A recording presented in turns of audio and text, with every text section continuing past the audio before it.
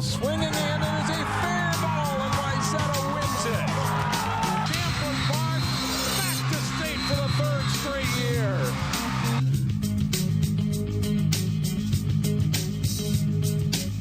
Hello and welcome to Sports Jam. I'm John Jacobson. And I'm Jay Wilcox. This week on the program, highlights from a busy week of prep sports, plus we'll hear from the top-ranked Hopkins girls basketball team. In our Sports Jam Spotlight, we'll introduce you to one of the top goalies in the area, Brennan Boynton of Champlin Park. And let's start with boys hockey and a big early season showdown in the Northwest Suburban Conference.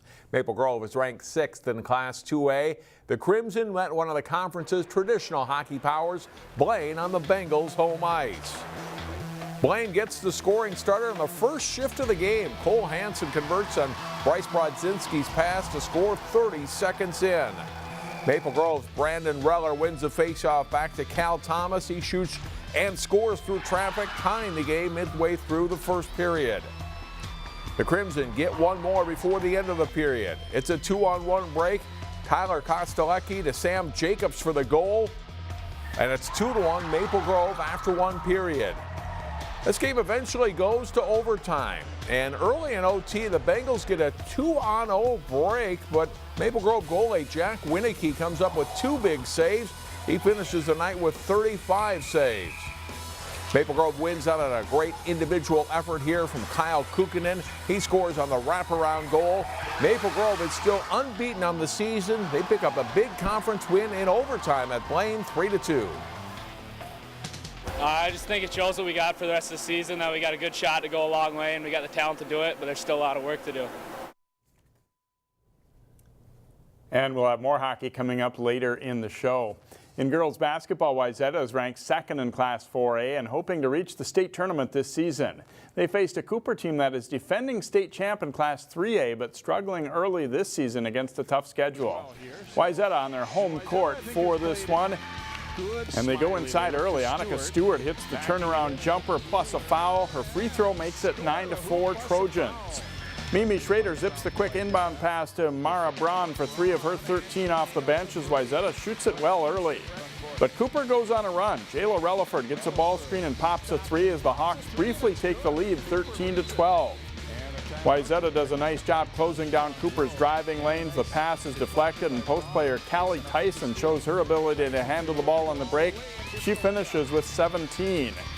Arthel Massaquoi is relentless inside. She scores 15 in the first half for Cooper, 23 on the night, but the Hawks are down 46-30 at the half.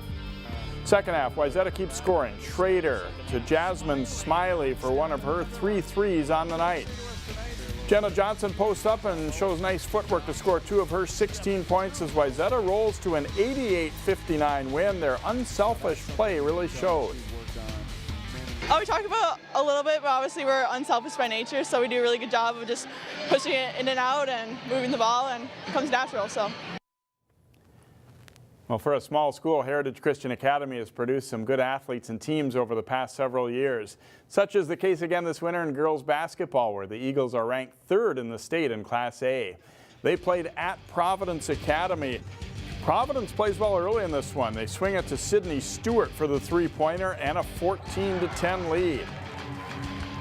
Then it's Maddie Anderson with a nice shot fake, and she dishes to Maggie Murphy for 3 more, and the Lions grab a 21-16 lead. Murphy scores 13 in the game.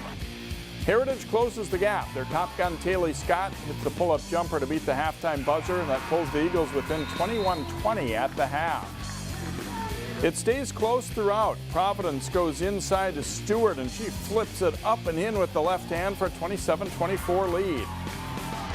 Off the Heritage inbounds play, Providence will get a steal, but they turn it right back over, and Scott is in the right place at the right time to score 2 of her 25 points. It's 36-all. Providence is down 3 late. Off a missed free throw, they get a rebound and score, but it's Heritage hanging on for a 43-41 win. They enter the week at 7-0. In boys basketball, Park Center moved to the #1 spot in the Class 4A rankings this past week. The Pirates faced another ranked team when they hosted number 10 Edina Friday night. The Pirates pressure the dribbler, and then Datavius Frierson pounces for the steal. He might be the best dunker in the area. He shows it there. It's 14-6 Pirates. Frierson reads the pass on the Edina break and sends it to Dane Danger. He makes it look easy. He scores 17 points in the game. Pirates are up by 12. They lead by 7 at halftime. Edina isn't about to fade away, though. Jack Middleton's step-back jumper brings them within 4. He pours in 33 for the Hornets. The Edina defender tries to draw the charge, but they aren't buying it. Tommy Chapman puts in the easy hoop. Then off a miss, watch Chapman shore in for the putback. He nets 22 points to lead Park Center. His team up by 3. Middleton cuts and scores the layup. Edina closes within 56-54.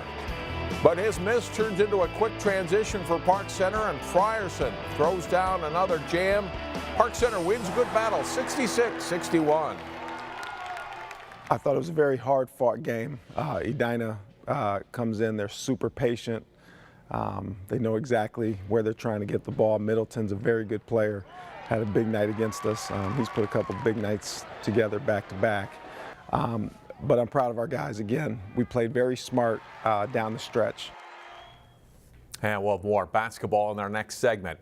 Last month, Champlin Park won its first ever state championship when the Rebels captured the Class 3A volleyball title. 2 of the girls from that team were selected to play in the Under Armour All-America match last Friday at Target Center. Part of the Final Four weekend for Division I women's volleyball. Champlin Park seniors Izzy Ashburn and Lauren Clark, 2 of the nation's top 24 players selected. All 24 of these girls will play Division I volleyball next year, many at high-level programs. The match itself culminated 3 days of activities for the players, including watching the National Division I semifinals on Thursday. Both Ashburn and Clark said the experience was better than they expected. It was a dream come true. It was so amazing to play with such great talent across the country and make such great relationships, and it was really cool to pull off the win. It was so much more than I could ever imagine. It's a dream come true to be here, and just to be with this much talent around me all the time, and just the experience overall was so incredible, and it's unforgettable. I think this is a great way to end our career together, and I mean, we haven't really talked about it much until now, but this is just a great experience, and it was a great way to end it. For the record, the 2 Champlin Park girls played on Team West, which swept Team East in this match. Clark has already graduated and heads to Penn State in January. Ashburn will join former Wisconsin teammate Sydney Hilly at the University of Wisconsin next season. Good time had by all. Great weekend of volleyball, culminating with the Stanford Championship in 5 sets over Nebraska Saturday night. And that was a good showcase for those young ladies to show that Minnesota volleyball has really become strong. And congratulations to Izzy and Lauren for getting a chance to play in that match too. Straight ahead on Sports Jam, 2 of the area's better boys basketball teams will go head-to-head, plus some good matchups in Northwest Suburban boys hockey. Welcome back to Sports Jam. The Champlin Park and Wayzata boys basketball teams have had some good success in the past several years, and they play exciting brands of basketball. And these 2 were matched up in a good non-conference battle last week at Champlin Park. Trojans get off to a good start in this game. Keaton Jaide hits one of his 3 first-half three-pointers, and it's 8-2 Wayzata. Then Jaide spots an open Connor Hale in the corner. He drains his 3, and the Trojans get off to a 13-4 lead. Back comes Champlin Park. Jared Walter hit some big shots in this one. He scored 11 points in the game, including that 3-pointer. Jacob Johnson opened for a 3 for the Rebels and hits, part of a 9-0 scoring run. It gives them the lead. It's 31-30 Wayzata, though, at halftime. Second half, Jacob Benega didn't have a big night scoring, but this 3 did give the Trojans the lead at 46-43. But Champlin Park rallies again. Otto scores 24 points to lead all players, netting 24 in the game. Champlin Park wins 68-62. After the game, our Ryan Iverson talked to Bennett Otto about the win. We knew it was going to be a good game, and we think we're underrated. You know, we didn't see ourselves in the top 10, and we were kind of bummed by that. So it's kind of nice to prove a point here tonight and get the W. The Champlin Park girls basketball team graduated some program mainstays from last season's strong team. The Rebels are off to a slow start this season. Champlin Park at home to face Spring Lake Park in a Northwest Suburban Conference game. Strong baseline drive by the Rebels' Michaela Johnson to score to give Champlin Park an early 7-2 lead. Later in the first half, Natalie Warwa passes to Johnson on the block, who scores 2 more of her 14 points. But to the young Rebels fans, the Spring Lake Park highlights aren't as interesting. Jocelyn Telso with a 3-pointer from the corner helps the Panthers tie the game up at halftime. Second half, down by 2, Michaela Counts gets open in the lane for a jumper here, tying the game up. Counts and Amelia Valentino each score 15 for the Rebels. But the Panthers get the winning basket with about 3 minutes to play. Avery Dunbar hits what turns out to be the game's final points with a 3. Spring Lake Park beats Champlin Park 57-56. The Rebels are 1-4 on the season.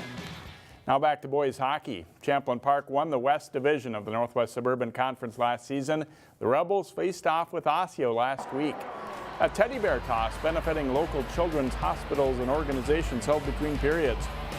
First period, Osseo on the power play, but Champlin Park's Eden Grant breaks in. He chips in the rebound of his own shot for a shorthanded goal. It's a wild end of the second period. Cade Westman sets up Jackson Dwyer for the Osseo goal to make it 1-1 with 1:35 left. 47 seconds later, Adam Larson scores to give the Orioles a 2-1 lead. And then just 28 seconds after that, Champlin Park's Derek Roberts zips the shot in from the point. 3 goals are scored in the final 95 seconds. It's 2-2 after 2. With less than 5 minutes left in the third, Roberts with a great play to steal the puck deep in Osseo's zone. He sets up Caden Walters for the go-ahead goal. Roberts adds an empty netter. Champlin Park wins a wild one 4-2. After a pair of losses to start the season, the Totino Grace boys hockey team went on a winning streak. The Eagles looked for their 4th straight win as they faced Armstrong Cooper in New Hope. Totino Grace leads 1-0 when an official gets in the way, and it helps lead to a turnover. Luke Delzer scores shorthanded, and it's 2-0 Grace. Joe Campion, nice stick handling to Ben Anderson for the Wings. Joe Howlow makes this save in net for the Eagles. Later in the second period, Drew Ide to Jonah Jangula, who scores, and the Wings pull within 2-1. In the third, AC on the power play. Jangula gets another quality chance, but Howe makes another save. The Wings do later tie it at 2. The Eagles get a go-ahead goal. Simon Blanco fires wide, but it caroms to the other side. Ben Palmer threads it through, and the Eagles are up 3-2. And then they add the clincher. Jake Wasik rings the puck around the boards, and Delzer is there first, and he puts it into the empty net. He nets a hat trick. Totino Grace wins at 4-2. They also beat Champlin Park on Saturday. The 4th-ranked team in Class AA girls hockey is Wayzata. The Trojans are off to a great start this season. Eastridge in Plymouth to challenge the Trojans. Raptors can't clear their zone here, and Maddie McCollin scores for Wayzata. They lead 1-0 7 minutes in. That's the score after 1. Second period, Abby Prodal and Casey Johnson force a turnover. And Johnson with a great shot into the top corner of the net here. And it's 2-0 Wayzata through 2. Trojans will break the game open in the third period. McCollins with a shot that trickles off the Andover goalie and in, or Eastridge goalie and in rather. That makes it 3-0 Wayzata, and they're just getting started in the third. Less than a minute later, the first shot stopped, but Sloan Matthews right there in front to put the rebound goal in. And Wayzata's ahead 4-0. Later, it's Johnson on the rush down the wing, shooting. The rebound comes to Chloe Fallon, who scores. Wayzata scores 5 times in the third period. They win 7-0. Saturday, the Trojans played their Lake Conference opener against defending state champion Edina. The top-ranked Hornets skated to a 3-0 win over the Trojans. Cece Boldy had 2 goals and assisted on the other for the Hornets. Champlin Park's gymnastics team finished 4th in last year's state AA meet. The Rebels are off to a good start early this season. The Rebels win their Luau Invitational, scoring 143.85 points. Edina is second. Andover places third. Park Center is the other local team. The Pirates total 116.85 to finish 7th. 2-time defending state all-around champion Cheney New wins the all-around for this meet, scoring 38.2. She places first in the vault, bars, and floor, while the Rebels' Akara McElmurray wins the balance beam. Also, John, most local wrestling teams were in tournaments over the weekend. The Wayzata and Totino Grace guys were at the long-running Minnesota Christmas tournament in Rochester. That's been a big tournament for a number of years. Coming up next in our Sports Jam Spotlight, meet a superb goaltender for the Champlin Park boys hockey team. Champlin Park is off to a 2-3 start in boys hockey this season, but their senior goaltender is stopping over 92% of the shots he faces. In this week's Sports Jam Spotlight, we meet Champlin Park goalie and 4-year varsity starter Brennan Boynton. Brennan Boynton has been a goalie for a long time. In fact, ever since he started playing hockey. Young age, parents were kind of a hockey family, so we'd always grow up playing on the pond and mini sticks, and they tried to push me not to be a goalie, but I always wanted to from the day one. And he's pretty good at it too. In a recent Rebels game, Brennan stopped 57 end-over shots in a loss. It's fun. It's also a lot of pressure, a lot of hard work, but it's fun to get those games every once in a while to see what you can do with that many shots coming in. That kid's a special talent. We're really lucky to have him, and we've been lucky to have him for 4 years. You know, the kid, he just works hard day in and day out. And we rely on him a lot, especially with some of the teams that we're playing this year, to keep us in games. That's what makes him a special goalie. You know, you got a guy back there you can count on, and allows the guys in front of him to play a little bit more relaxed, a little bit more comfortable, and he's just got that it factor, you know, and it's fun to watch him between the pipes every night. So. Brennan comes from a family of goaltenders. His grandfather played at Minneapolis Edison High School, and his father at Anoka. It's a tip his dad gave him years ago that helps Brennan mentally during games. Probably best advice was from my dad. It's like, from now on, you're just going to let up no goals. So every goal, at some point, you'll not let up a goal for the rest of the game. So I kind of keep that in my head. Technically sound on the ice and good at controlling rebounds, Brennan is also an excellent skater, something casual fans might not think about when they watch goaltenders. It is very important. Like, we do skating drills every training and every practice, and most people don't really think like, oh, they're just kind of sitting back there in one area. They don't think that you need to be a good skater, but you definitely do. Brennan's a really good skater, and I know people think of goalies as skating like that doesn't make any sense, but you know, the way they move post to post and in the net and in their crease and how they're cutting down angles, it's really something that a lot of people take for granted, and Brennan does that really well. Brennan says Marc-Andre Fleury of the Vegas Golden Knights is his favorite goalie. Brennan says he does watch other netminders to see if there are things they do well that he can incorporate into his own game.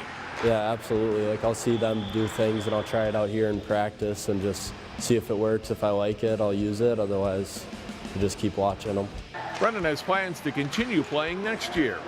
The senior is looking at either the USHL or the NAHL junior leagues, with the hopes of playing Division I college hockey after that. As for his 4 years of Champlin Park High School hockey, Brennan says it's been a blast. It's been awesome. Ever since freshman year, I was so excited, and every year it just keeps getting better, so I love it here. Brennan says after he's done playing hockey, whenever that comes, that he would like to go into business. He is part of the Business Professionals of America group at Champlin Park High School. Jay talks girls basketball with the Hopkins Royals next. Welcome back to Sports Jam. It's been a great start to the season for the Hopkins girls basketball team, ranked #1 in Class 4A, and they've been blowing through their Minnesota opponents so far. We're joined by a couple of their players and also Coach Brian Cosgriff, and we'll start with Paige Bueckers. And obviously you knew you guys would have a pretty decent team coming into the year, but how do you feel about the way the team's been playing in this first month so far? I'm pretty happy with how our team's been playing, but we're not satisfied as how well we've been playing. I know we're really young, and so we've got a lot to work on, but I'm really proud of our girls because we're willing to work on it and willing to get better.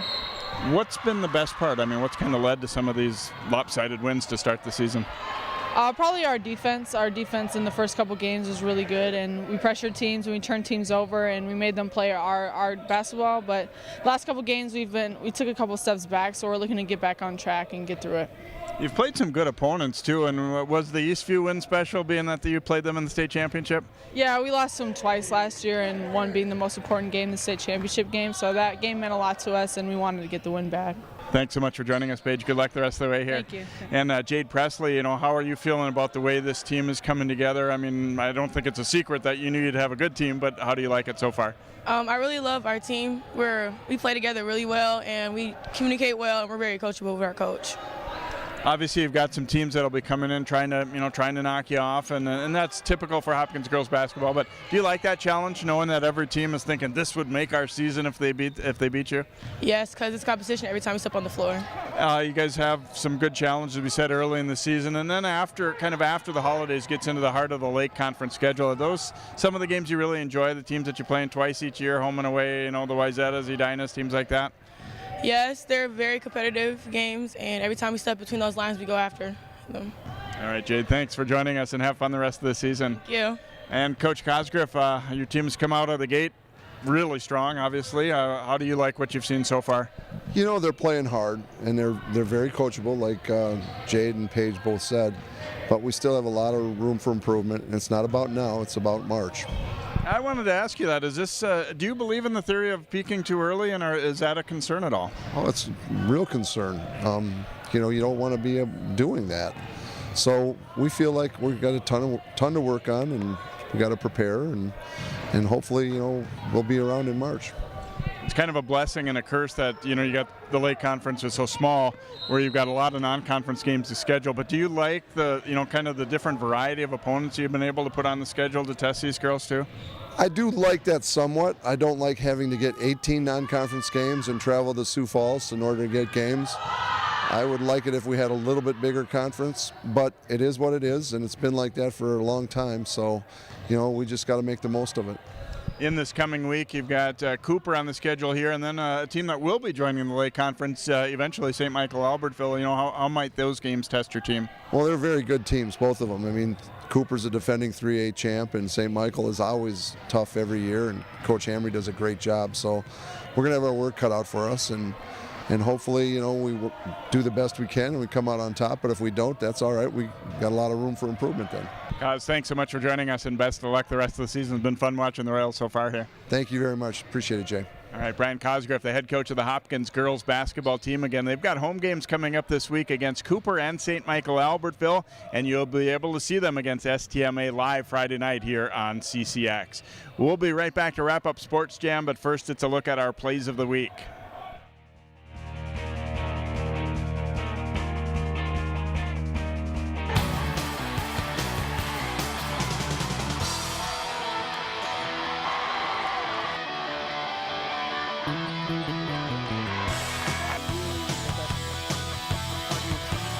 There's the steal and the jam. Just a great pass and a great finish.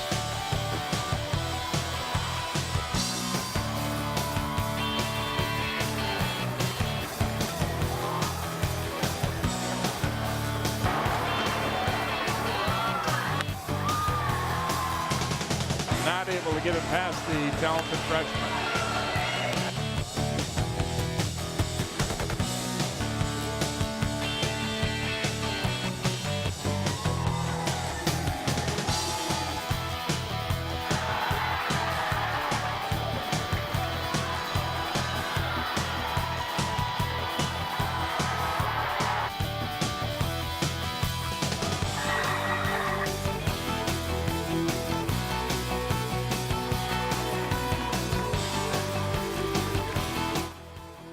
Even more local? CCX Media gives you the option to connect with your community on multiple levels. CCX Sports brings you ultimate coverage in local prep sports with full game coverage of over 120 high school games a year with highlights and features on our daily newscast. Then, our weekly Sports Jam show gives you a close-up look at local athletes, highlights of local games, and in-depth interviews.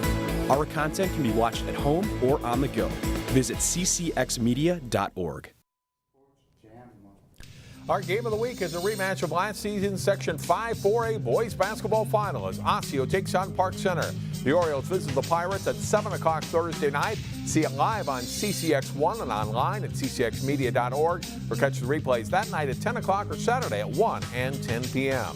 That will do it for this week's show. Next week, we'll have a holiday edition of Sports Jam featuring some of our favorite spotlight stories from 2018. Have a safe and happy holiday season. We'll see you next time on Sports Jam.